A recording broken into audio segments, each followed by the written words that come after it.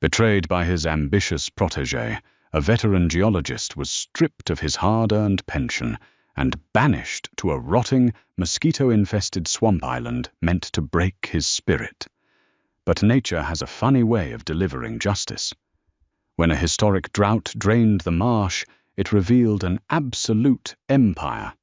Harrison Caldwell had given 32 years of his life to Belmont Stratton Resource Group. As their senior field geologist, he had mapped out multi-million-dollar copper veins in the Andes and spearheaded zinc extraction projects in the harshest Canadian tundras. He was a man who lived out of a canvas duffel bag, trusting the dirt under his boots more than the men in tailored suits back at headquarters. But his unwavering loyalty to the company was precisely what blinded him to the knife inching toward his back. The blade was wielded by Preston Gallagher, a newly appointed vice president of operations who was exactly 30 years Harrison's junior. Preston was a man who had never swung a rock hammer or slept in a site trailer. He possessed an MBA from a pristine Ivy League institution and a ruthless compulsion to cut overhead costs to artificially inflate quarterly profits. Harrison's upcoming retirement package, a robust legacy pension secured during a bygone era of corporate generosity, represented a massive red line on Preston's immaculate ledgers. To Preston, Harrison was not a founding pillar of Belmont Stratton. He was an expensive liability that needed to be surgically removed. The setup was a masterclass in corporate sabotage. During the preliminary surveys for the lucrative Oconee Valley project, critical soil stability reports were quietly altered. When a minor landslide caused a $3 million delay, Preston immediately convened an emergency board meeting. He presented an impeccably forged paper trail that pointed directly to Harrison's supposed negligence. The young executive stood before the board, feigning deep regret as he projected Harrison's falsified signatures onto the boardroom screen. Summoned to the top floor of the Chicago headquarters, Harrison walked into a room devoid of the colleagues he had known for decades. Instead, he faced Preston and Richard Belmont, the exhausted CEO who had long surrendered the actual running of the company to his aggressive young executives. Preston slid a severance agreement across the mahogany table. The terms were brutally clear. Harrison was officially fired from his senior position, effective immediately. If he signed the paper, he would resign quietly, forfeiting his entire legacy pension, and walk away with a meager 6-month severance. If he refused to resign, the company would fire him with cause, entangling him in a web of corporate litigation that would bleed his savings dry. But Preston, smiling with all the warmth of a coiled viper, offered a third option, a technicality designed purely to humiliate. Belmont Stratton owned a 400-acre parcel in the deep south known as the Mudden Tract. It was acquired decades ago in a convoluted bankruptcy settlement and was entirely composed of useless, stagnant marshland. Preston offered Harrison a reassignment as the site custodian of the Mudden Tract for the remaining 2 years of his contract. If Harrison could survive 2 years living in isolation on the worthless swamp-filing daily soil compliance logs, he would hit his retirement date and secure his pension. It's a generous compromise, Preston had sneered, straightening his silk tie. Take the severance and enjoy your golden years, or go live in a swamp. I'm sure a tough old dirt kicker like you will love the humidity. Preston expected the old man to break to sign away his life's work in defeat. He did not account for Harrison Caldwell's sheer, unadulterated stubbornness. Without breaking eye contact, Harrison picked up his pen, firmly crossed out the resignation clause, and signed the reassignment addendum. He was going to the swamp. 2 weeks later, Harrison stepped off a rented, flat-bottomed skiff onto the rotting wooden dock of the Mudden Tract. The reality of his exile was far worse than any corporate document could convey. The island was a miserable mound of waterlogged peat and twisted cypress roots, surrounded by miles of murky, tannin-stained water. The air was thick enough to chew, smelling of decaying vegetation and stagnant mud. The only structure was an abandoned duck hunting cabin that leaned precariously to the left, its tin roof rusted through and its walls actively being devoured by termites. His first night was a descent into psychological hell. The heat was completely suffocating, trapped beneath a dense canopy of Spanish moss. Swarms of aggressive mosquitoes seeped through the warped floorboards, forcing Harrison to sleep inside a suffocating nylon netting, while listening to the oppressive, deafening chorus of bullfrogs and the occasional heavy splash of an alligator hunting in the shallows. Every morning, driven by a cocktail of spite and survival, Harrison waded into the knee-deep muck to collect the mandatory soil samples. It was an exercise in utter futility. The dirt was nothing but decomposed organic sludge, completely devoid of commercial value. He was forced to document the exact acidity and moisture content of the useless mud, scanning the reports via a spotty satellite connection straight to Preston Gallagher's inbox. It was a daily ritual of submission designed to make him quit. As the months dragged on, the physical toll became undeniable. Harrison lost 20 pounds. His hands were permanently stained with dark peat, and his joints ached from the constant dampness. He spent his evenings staring out at the endless expanse of brown water, drinking cheap whiskey from a tin cup, and wondering if his pride had finally written a check his aging body could no longer cash. He was entirely alone, exiled to a forgotten corner of the world, serving a sentence in a prison made of mud and spite. But even in his darkest moments of isolation, Harrison Caldwell refused to let a man like Preston Gallagher win. He dug his boots into the rotting porch, promising himself he would survive the swamp, even if it took everything he had left. 14 months into his exile, the world around the Mudden Tract began to shift. It started subtly, an anomaly noticed only by a man who had spent every waking hour observing the minute details of his prison. The oppressive daily afternoon thunderstorms that usually pounded the tin roof suddenly stopped. A heavy, dry stagnation settled over the southern basin.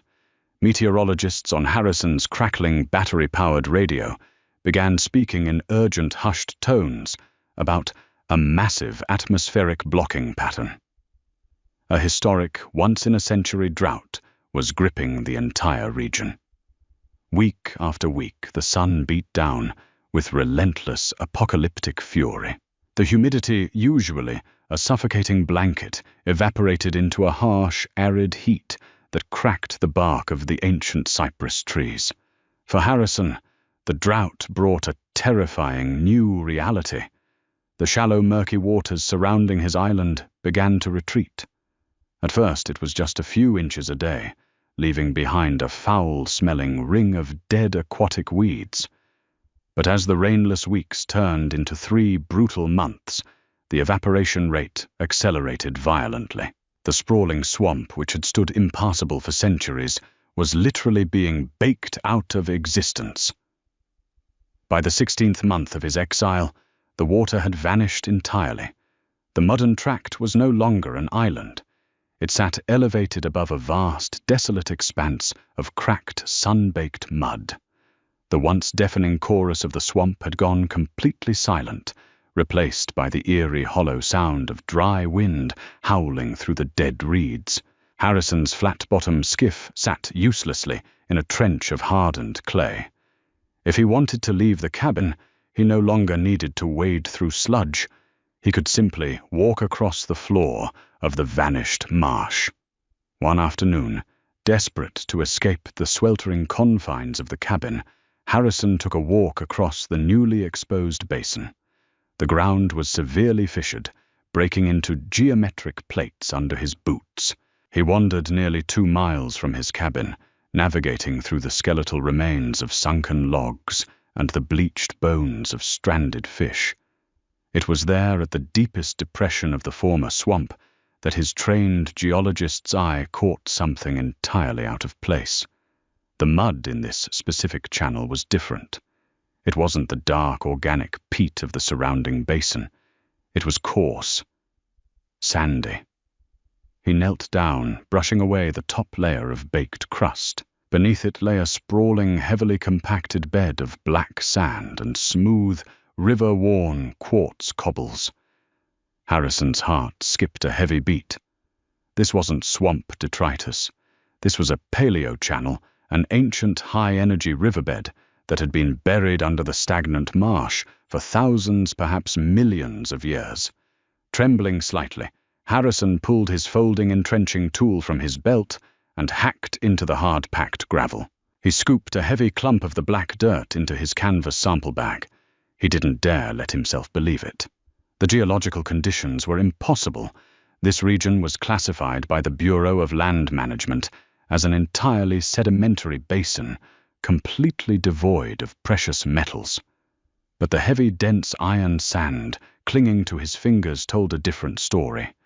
He rushed back to the cabin, ignoring the searing heat. He dragged a rusted, galvanized steel wash basin onto the porch and poured in his precious drinking water.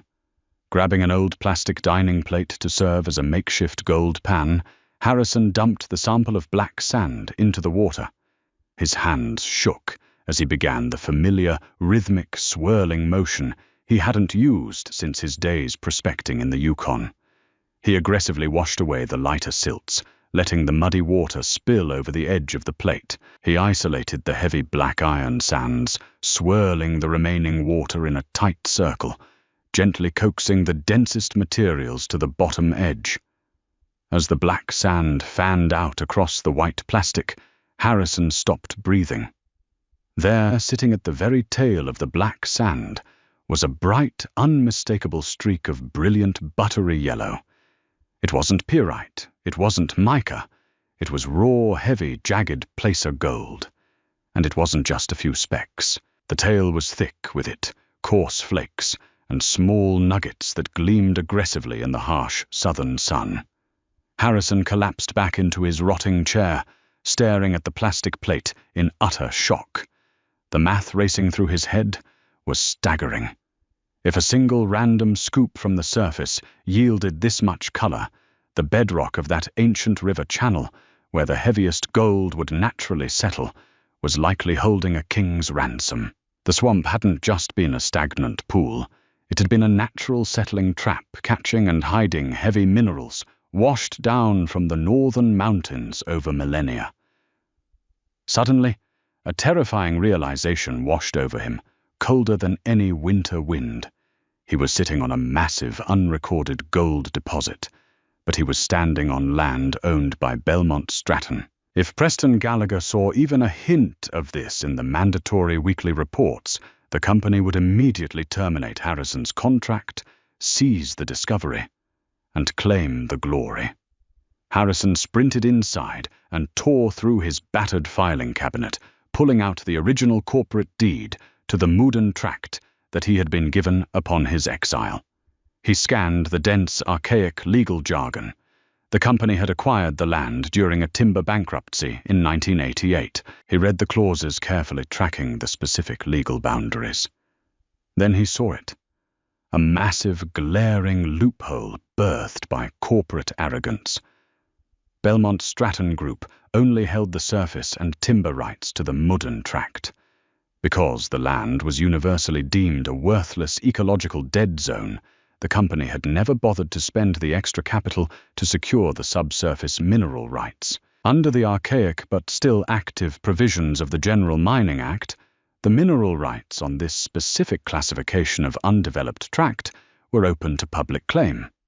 Preston Gallagher, in his desperate attempt to punish Harrison with a worthless piece of paper, had unwittingly handed him the keys to an absolute fortune.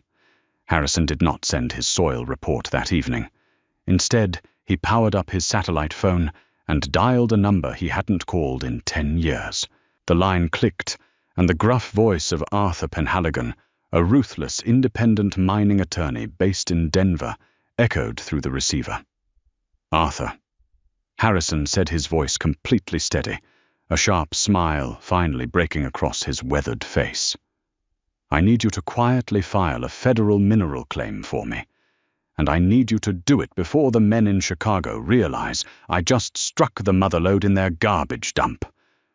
Arthur Penhaligon was not a man who asked unnecessary questions. Operating out of a steel and glass office in downtown Denver, the fiercely independent mining attorney understood exactly what his old friend was proposing.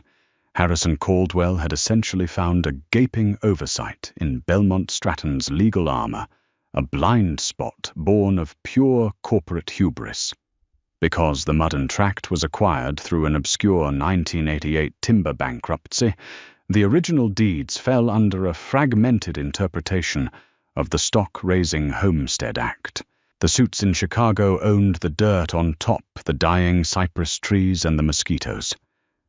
But the subsurface minerals, the ancient gold-bearing gravel hidden beneath the baked clay, belonged to whoever staked the federal claim first. Working strictly through encrypted satellite calls late at night, Harrison and Arthur established a blind shell corporation named Ironclad Placer Holdings. To the outside world, Ironclad was just another faceless entity registered in Wyoming, represented entirely by Arthur's legal firm. On paper, Harrison's name appeared nowhere. He was simply a hired contractor, acting as a proxy for the corporation. Arthur immediately filed the heavy paperwork with the Bureau of Land Management, locking down the mineral rights to the entire 400-acre basin. Executing the legal maneuvering was only half the battle. Harrison still had to survive his exile and secretly map the massive gold deposit while trapped under the watchful, vindictive eye of Preston Gallagher. Every morning, Harrison meticulously logged onto his corporate laptop and drafted aggressively boring soil compliance reports. He detailed the high acidic pH of the peat moss, the tragic mortality rate of the local bullfrogs due to the drought, and the absolute structural uselessness of the baked mud.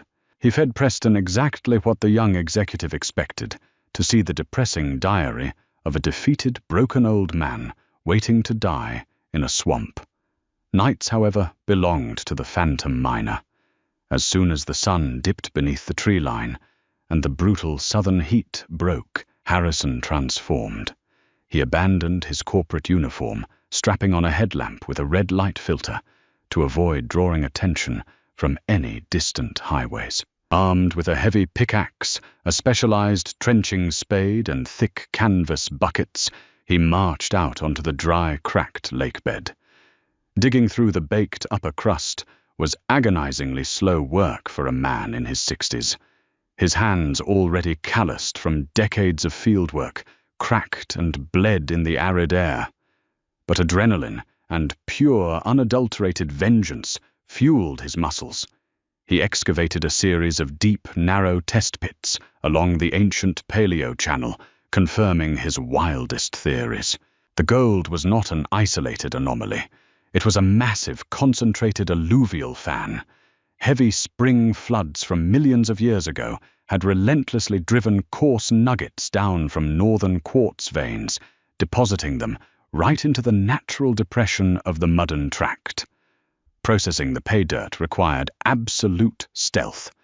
Harrison dragged heavy buckets of gravel back into the densest thicket of remaining trees near his cabin. He built a small rudimentary sluice box out of scavenged porch floorboards and lined it with ribbed rubber floor mats stolen from his useless corporate skiff. Since the swamp was completely dry, he had to rely on a small gas-powered water pump connected to a deep, muddy artesian well he had dug by hand. The chugging of the small motor was muffled by a barrier of dead branches he had deliberately stacked around his covert processing station. Within 4 weeks, Harrison had isolated over 90 ounces of raw, jagged placer gold.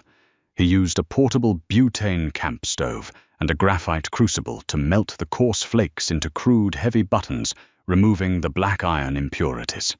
During a mandatory supply run to a rural post office, his only approved excursion off the tract every month, he securely mailed the heavy parcel to Nathaniel Ross, a trusted precious metals broker and assayer in Colorado. Nathaniel liquidated the gold, quietly wiring nearly $200,000 into ironclad Placer Holdings' new bank accounts. The operation was now entirely self-funded. Back in Chicago, however, a dangerous variable entered the equation. Preston Gallagher, reviewing the quarterly budgets, noticed that Harrison Caldwell had somehow survived 18 months in the swamp without a single formal complaint. Preston's predatory instincts flared. Desperate to find a breach of contract that would allow him to fire Harrison right before the 2-year pension vesting date, Preston dispatched a corporate field auditor. Jeffrey Collins, a sharp-eyed junior compliance officer, arrived completely unannounced on a rented all-terrain vehicle. He roared across the dried basin one Tuesday afternoon, armed with a clipboard and a mandate to aggressively inspect the Mudden Tract for any OSHA or environmental violations. Hearing the distant roar of the ATV engine, Harrison had precisely 10 minutes to hide, an active, highly lucrative mining operation. Moving with the frantic energy of a man fighting for his life, he kicked dirt over his crude smelting station, shoved his heavy canvas bags of raw gold beneath the loose floorboards of the rotting cabin, and threw a heavy algae-stained tarp over his wooden sluice box. When Jeffrey finally pulled up to the sagging porch, Harrison was sitting in a rusted folding chair, wearing a stained undershirt, slowly sipping tepid instant coffee. He looked every bit the exhausted, defeated custodian. "Mr. Caldwell," Jeffrey announced, stepping off the ATV with a smug corporate posture that mirrored his boss, Preston. "I'm here for a surprise compliance audit. I need to see your daily logbooks, your chemical storage protocols, and your water sanitation setup. Mr. Gallagher wants to ensure you aren't violating any EPA mandates out here." "Help yourself, kid," Harrison muttered, waving a tired, dirty hand toward the miserable interior of the cabin. "The logbooks are on the desk. Watch out for the brown recluse spiders near the filing cabinet." Jeffrey spent 3 excruciating hours tearing through the cabin, completely oblivious to the fact that he was walking directly over a fortune in raw gold hidden beneath his polished leather boots. He inspected the dried lakebed, complaining loudly about the oppressive heat before finally giving up in disgust. He found absolutely nothing. Watching the auditor drive away in a cloud of dust, Harrison allowed himself a slow, jagged smile. The final hurdle had been cleared. The federal patents for the mineral rights arrived from Arthur the very next day. The trap was set, and Chicago was completely blind to the bomb waiting beneath their feet. Time suddenly became the ultimate weapon in Harrison's arsenal. The final 6 months of his exile passed in a blur of grueling, secretive labor and meticulous legal preparation. He completely mapped the subterranean boundaries of the Paleo Channel, proving that the richest concentration of heavy nuggets ran directly under the exact center of the Belmont-Stratton property line. He hoarded the processed gold, allowing his covert corporate accounts to swell into the millions. Day 730 finally arrived. The 2-year reassignment contract officially expired at midnight. Harrison Caldwell's legacy pension, worth nearly $4 million in secured corporate bonds, irrevocably vested into his personal accounts. Preston Gallagher wasted absolutely no time. At precisely 8:00 a.m., the satellite phone rang. Harrison answered it on the porch, watching the morning sun illuminate the vast, dry empire he now secretly controlled. "Well, Harrison," Preston's voice dripped with condescension, "you survived. I have to admit I'm surprised you didn't quit. But your contract is over. The company no longer requires your services as a custodian. Pack your bags. A transport will pick you up tomorrow. Enjoy your retirement." "I intend to Preston," Harrison replied smoothly, his voice devoid of the anger the younger man so desperately wanted to hear. "I'll leave the keys on the desk." Returning to civilization, Harrison flew straight to Denver, finalizing the legal traps with Arthur Penhaligon. They didn't have to wait long for the catalyst. 3 months after Harrison's departure, Belmont Stratton announced a massive multi-billion-dollar infrastructure pivot. Desperate to salvage their sinking quarterly margins, CEO Richard Belmont had authorized a radical plan to build a massive inland logistics and shipping hub. The proposed location for their state-of-the-art concrete complex, the newly dried, highly stable, completely empty Mudden Tract. Bulldozers and heavy excavation crews were immediately dispatched to the Deep South. But the moment the first Belmont Stratton excavator broke the dried crust of the swamp, a federal marshal stepped out of an SUV and slammed a court-ordered injunction onto the foreman's chest. Panic erupted in the Chicago headquarters.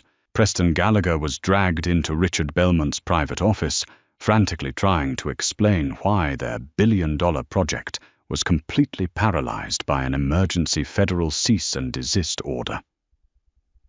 They are called Ironclad Placer Holdings. Preston stammered, his immaculate suit suddenly feeling very tight as he reviewed the legal documents. They hold a fully recognized federal mining patent for the subsurface mineral rights. They claim our logistics hub will permanently obstruct their access to a commercial gold deposit. Who owns the mineral rights to our land? Richard roared, slamming his fist onto the mahogany desk. How did we not secure the entire deed? It was an ecological dead zone. Preston pleaded, sweating profusely. There is no gold in a sedimentary swamp. It's a shakedown, Richard. A legal troll operation. I'll squash it. I've already invited the CEO of Ironclad to negotiate a surface access buyout. We'll cut them a check and make them go away. The emergency summit was scheduled for the following afternoon in the primary executive boardroom. Preston and Richard sat at the head of the massive glass table, flanked by a small army of corporate litigators. They expected to bully a small-time legal opportunist into submission. The heavy double doors of the boardroom swung open. Arthur Penhaligon strolled in first, carrying a thick leather briefcase. But it was the man walking right behind him that sucked the oxygen entirely out of the room. Harrison Caldwell, wearing a perfectly tailored charcoal suit, his face deeply tanned from 2 years in the brutal southern sun, walked to the opposite end of the table and took a seat. Complete, suffocating silence blanketed the room. Preston's jaw went entirely slack, all the blood draining from his face until he looked like a ghost. Richard Belmont stared in sheer, uncomprehending bewilderment. "Harrison," Richard finally choked out. "What are you doing here?" "Good afternoon, Richard," Harrison said, his voice ringing with absolute authority. "I am the majority shareholder and acting director of operations for Ironclad Placer Holdings." "This is illegal," Preston suddenly shrieked, leaping to his feet, his composure entirely shattered. "This is corporate espionage. You were an employee of this company." "I was a custodian," Harrison corrected sharply, locking eyes with the man who had tried to ruin him. "A role you specifically designed to humiliate me, Preston. My contract explicitly stated my duties were restricted to surface maintenance and soil logging. I had no exploratory mandates. What I did on my own time discovering a heavy paleo channel that your pathetic preliminary surveys missed was entirely within my rights as a private citizen." Arthur opened his briefcase and tossed a thick stack of certified geological assays across the table. They slid directly into Richard Belmont's hands. "Take a good look at those numbers, Richard," Harrison continued, leaning forward.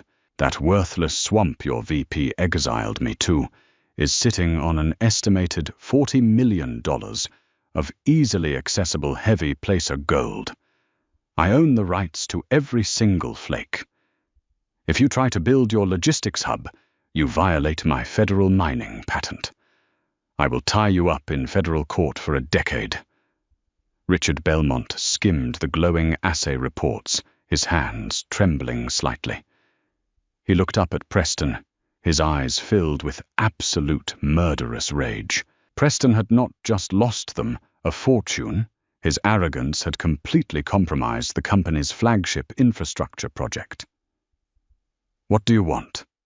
"Harrison," Richard asked, quietly defeated.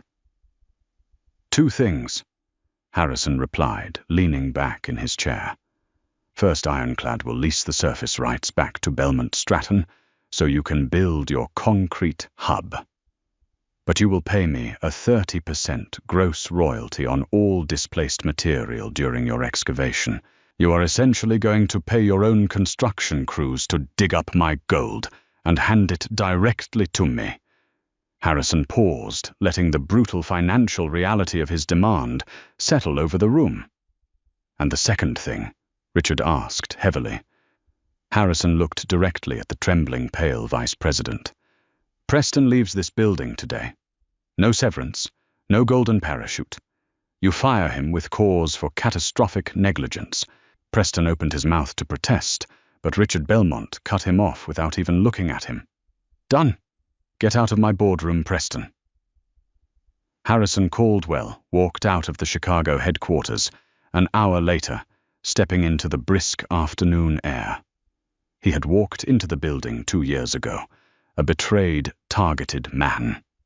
He walked out today as a multi-millionaire, his pension completely secured, his rival utterly destroyed, and an empire of gold waiting for him in the southern sun. Revenge truly is a dish best served with a heavy slice of irony. Harrison Caldwell proved that when corporate greed tries to bury a seasoned veteran, they might just dig up an absolute fortune instead. Never underestimate the sheer willpower of a man with nothing to lose and a pickaxe in his hand. If you loved this unbelievable tale of swamp gold and ultimate payback, smash that like button, share this story with your friends, and subscribe to our channel for more incredible real-life dramas.